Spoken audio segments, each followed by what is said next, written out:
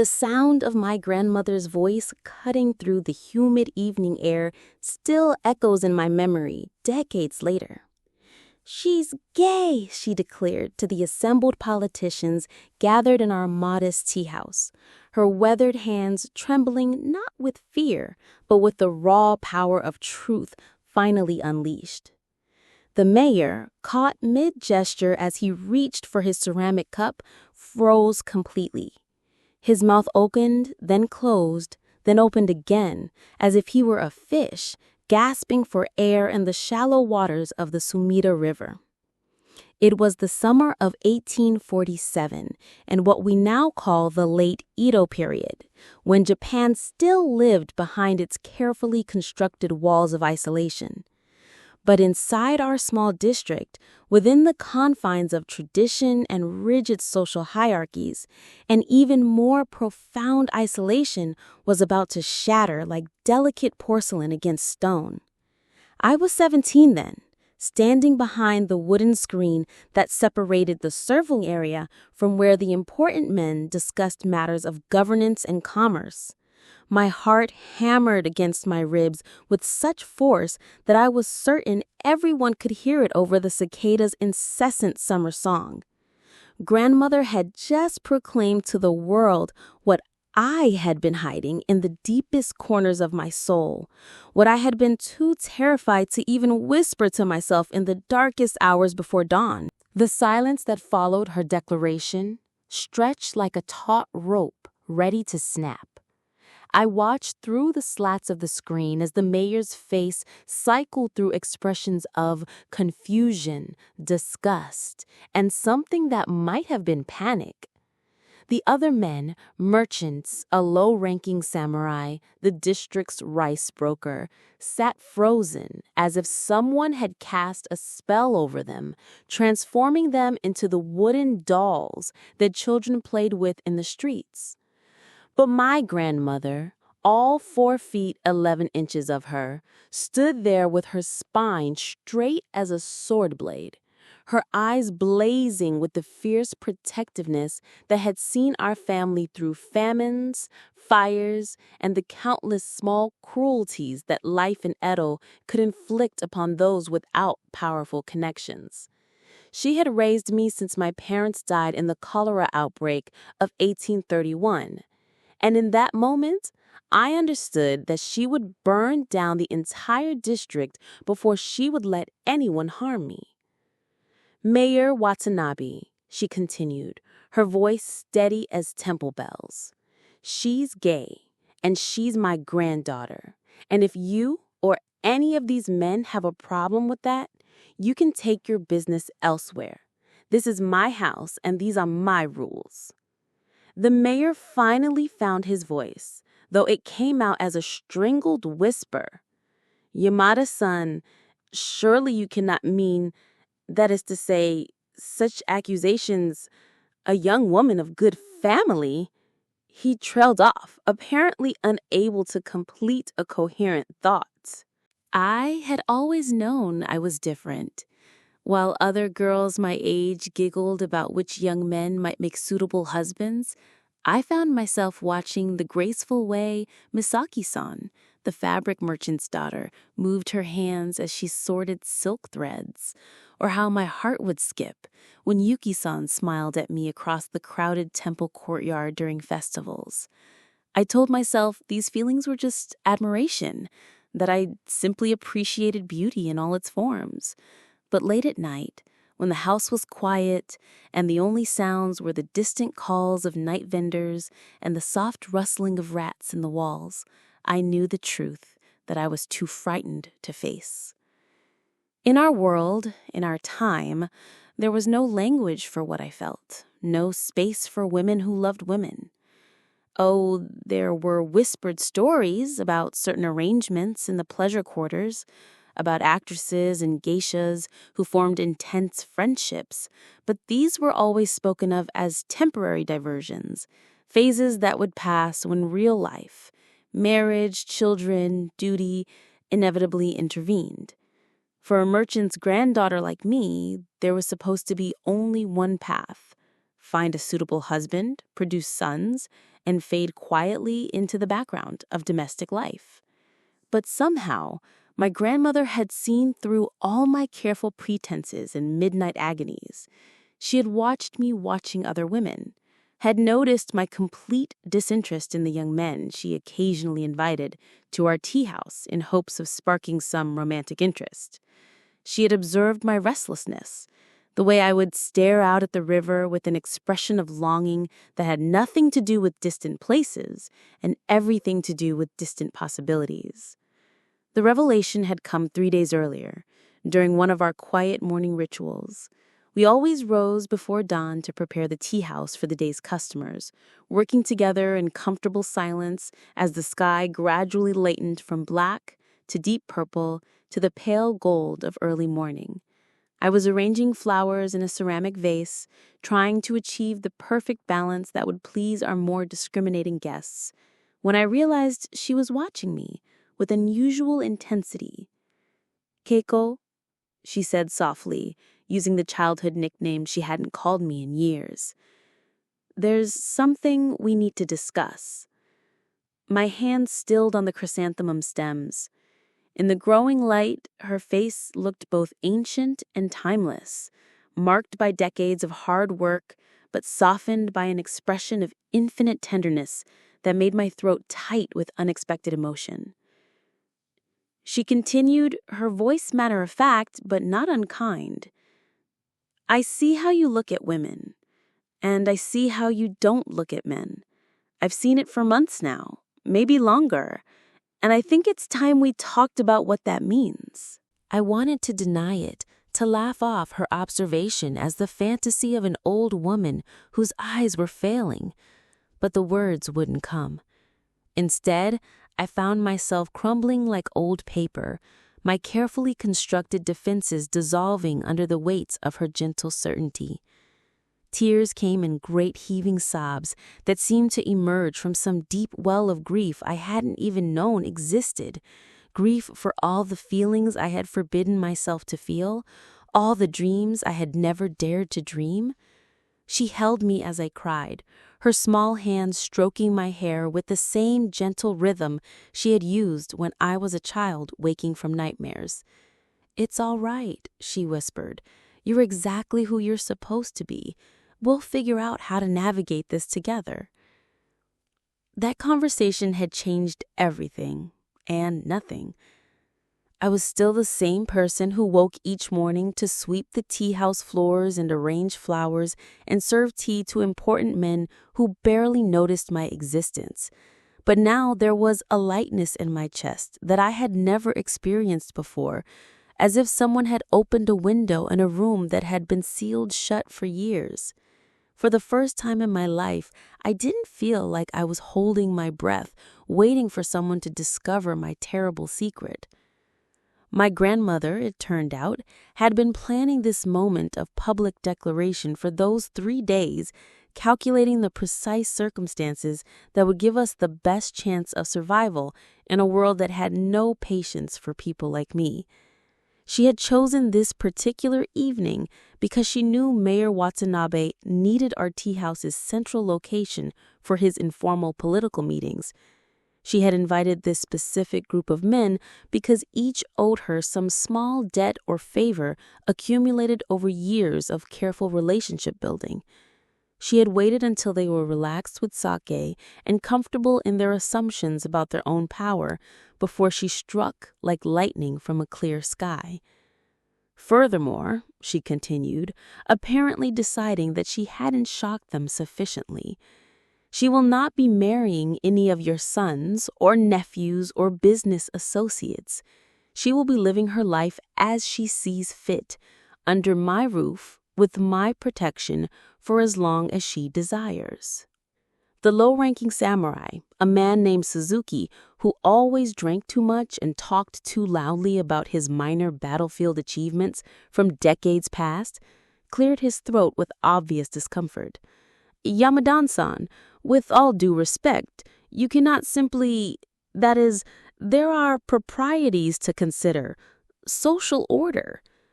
"Social order," my grandmother repeated. And there was something in her tone that made even Suzuki-san fall silent. "Tell me, what part of social order requires my granddaughter to live a lie? What part of propriety demands that she marry a man she could never love and produce children she doesn't want in order to make the rest of you more comfortable?" The rice broker, usually a mild-mannered man who spoke in numbers and quantities rather than emotions, surprised everyone by leaning forward slightly. "But Yamada-san, what about her future? What about security, children, a family name to carry forward?" It was a fair question, and one that I had tormented myself with during countless sleepless nights. In our society, unmarried women existed in a precarious space, dependent on the goodwill of male relatives, or faced with limited options like entering religious orders or working in the pleasure quarters. I had no brothers to protect me, no father to arrange a marriage, no male cousins to take responsibility for my welfare when my grandmother died. My future, such as it was, depended entirely on conforming to expectations that felt like a slow death. But my grandmother smiled. And it was the smile of someone who had spent decades thinking through problems that other people hadn't even recognized yet. Security comes from many sources, Tanaka-san. My granddaughter is intelligent, hardworking, and skillful in ways that will serve her well, regardless of whether she marries. As for family, she gestured around the room, encompassing not just the assembled men but the entire district beyond. Family is what we choose to build, not just what blood provides. I realized in that moment that she had been preparing me for this conversation, for this revelation, for this complete upheaval of everything I thought I knew about my place in the world. The skills she had taught me, how to manage money, how to read and write with unusual proficiency for a woman of my class, how to negotiate with suppliers and handle difficult customers, weren't just practical knowledge for helping run the tea house. They were survival skills for a life that would require me to chart my own course through uncharted territory. The mayor, still struggling to process what was happening, made one last attempt at conventional wisdom. "But surely the neighbors will talk. The reputation of your establishment." "Let them talk," my grandmother replied with a shrug that somehow conveyed both dismissal and defiance. "People have been talking about my family for 30 years, ever since I took over this business from my husband's brother and refused to remarry as a proper widow should. They talked when I raised prices during the famine years. They talked when I started serving women customers alongside men. They talked when I hired that young man from the ETSA class to help with heavy work because he needed employment and I needed assistance. And yet, here we all are, still doing business, still prosperous, still essential to this district's daily life." As she spoke, I began to understand that my grandmother's protection of me wasn't just about love, though love was certainly part of it. It was about something larger and more radical, a fundamental rejection of the idea that other people's comfort should take precedence over my authentic existence. She was teaching me, and everyone in that room, that there were different ways to live a meaningful life, that the narrow path society had prescribed wasn't the only route to happiness or fulfillment. The conversation continued for another hour, meandering through practical concerns and philosophical questions that none of us had expected to confront that evening.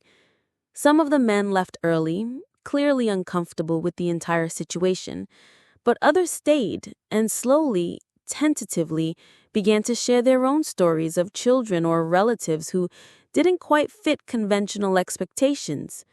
The rice broker mentioned a nephew who showed no interest in taking over the family business, preferring instead to spend his time writing poetry. The fabric merchant talked about his sister, who had refused 3 marriage proposals and now supports herself as a highly sought-after embroiderer. What emerged from that long, strange evening was not acceptance exactly. That would be too much to expect from a single conversation. But there was something else, something I had never experienced before. The possibility of being known. Not the carefully curated version of myself that I presented to the world, but the complete, complicated, contradictory person I actually was. In the weeks that followed, the repercussions rippled through our small district like stones dropped into still water. Some customers stopped coming to our tea house, taking their business to establishments where they could be assured that everyone conformed to proper social expectations. But others, surprisingly, began frequenting us more often, as if my grandmother's declaration had given them permission to be more authentic in their own lives. Women started lingering longer over their tea, speaking more openly about their frustrations with arranged marriages and domestic duties. Younger people, especially, seemed drawn to the idea that there might be alternatives to the paths their families had chosen for them. My grandmother handled the social fallout with the same steady pragmatism she brought to everything else. When the district's religious leader came to express his concerns about moral corruption, she served him his favorite sweets and listened politely to his lecture about natural order, then asked pointed questions about which specific harm my existence was causing to anyone. When several wives of important merchants began gossiping loudly about unnatural influences whenever I passed them on the street, she made sure to greet them with exaggerated courtesy and inquire about their family's health and prosperity until their discomfort became too obvious to maintain. But the most significant change was in me. For the first time in my life, I stopped spending my energy on hiding and started using it for living. I began to notice things I had never allowed myself to see before. The way morning light fell across the tea house floor in patterns that shifted throughout the seasons. The subtle differences between various types of jasmine that our suppliers provided. The complex web of relationships and dependencies that kept our small community functioning. I started reading more, not just the practical texts that helped with business, but poetry and philosophy and travel narratives that opened up worlds I had never imagined. Most importantly, I began to understand that my grandmother's fierce defense of my right to exist as myself was also a gift to everyone around us. By refusing to pretend that I was something I wasn't, by insisting that love and authenticity were more important than social convenience, she was modeling a different way of being human. She was showing our entire community that it was possible to choose compassion over conformity, understanding over judgment, truth over comfort.